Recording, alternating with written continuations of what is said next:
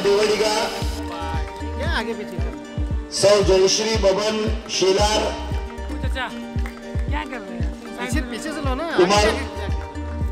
कुमार स्वाती तांबे। मला वाटतं आपल्या सगळ्या सहकाऱ्यांसाठी आपण टाळ्या वाजवल्या पाहिजेत नक्कीच। अश्विनी दिनेश खेतम सौ जया मदिया लगन आपल्या सगळ्यांना मंचावर यायचंय। हमारे साथियों के लिए ताली जोरदार बननी चाहिए। आज एक बहुत बड़ा दिन है और अगर हमको आशीष को ताकत देनी है तो हम सब कार्यकर्ताओं को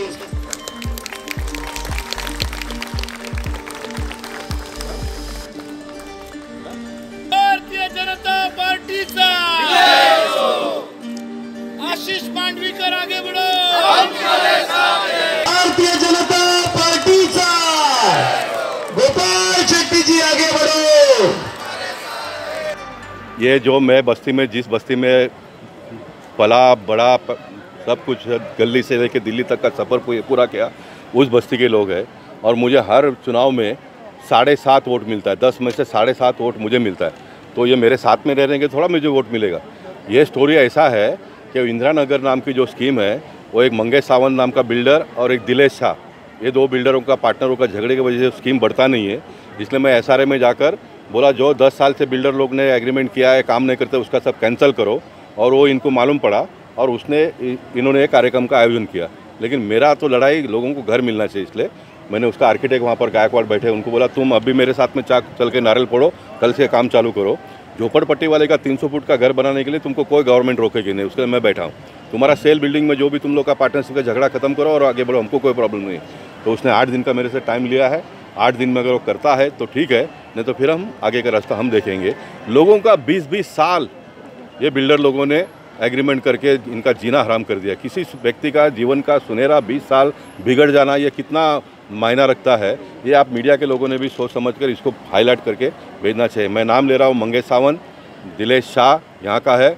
वहाँ पर ईस्ट में एक बर्थडे बिल्डर है, उसने 20 साल से प्रोजेक्ट को रोके रखा है। उसके आगे मुंबई का सबसे बड़ा बिल्डर विकी ओबेरॉय, जिसने पहले बिल्डर का एग्रीमेंट कैंसिल करके ले लिया, 4 साल हो गए, आज भी वापस काम नहीं शुरू कर रहा है।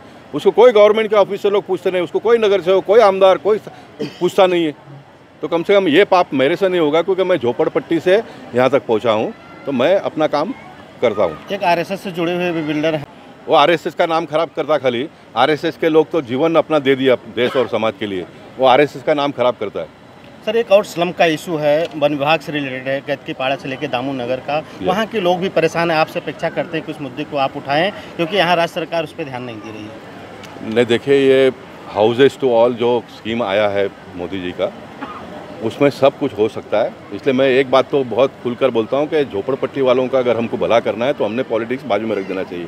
सारे पॉलिटिकल पार्टी के लोग एक साथ में आकर मुंबई को स्लम फ्री करने का संकल्प ले लेना चाहिए। आप रोज़ सवेरे उठकर एक दूसरे से झगड़ा करो तो लोगों का कुछ होने वाला नहीं है। लोग वही झोपड़पट्टी में पैदा हुए उसी में मरने वाले। इसलिए सब हो सकता है। मोदी जी जो पैसा इतने बड़े पैमाने पे दे रहे, महाराष्ट्र सरकार को मोदी साहब ने 1000 करोड़ रुपए एडवांस में दिया है। मैं आपको ऑन रिकॉर्ड कहता हूँ, मेरे पास चिट्ठी है, ये लेके जाओ। ये कल मुझे दिल्ली से दिया गया है और इन्होंने काम ही नहीं शुरू किया है। मोदी जी कहते हैं कि और अगर पैसा चाहिए तो मैं दूंगा। मोदी जी कहते हैं कि और पैसा अगर चाहिए तो मैं दूंगा। ये वेबसाइट से निकाल लो, इसमें पूरा है गवर्नमेंट का लेखा जोखा है।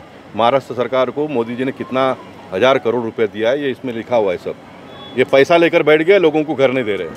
अब मैं दिल्ली से आया हूँ कल, अब वापस पीछे पड़ूंगा। ऐसा गोपाल जी, जब कोई ऐसा प्रोग्राम होता है जिसमें प्रवेश होता है, लोगों का समय है, क्या लगता है क्या वजह आप इतने ज़्यादा जनता के हित में सोचते हुए जो काम करने के लिए आपके दिमाग में बना हुआ है, तो आज ये रूप आपने यहाँ का चेंज किया?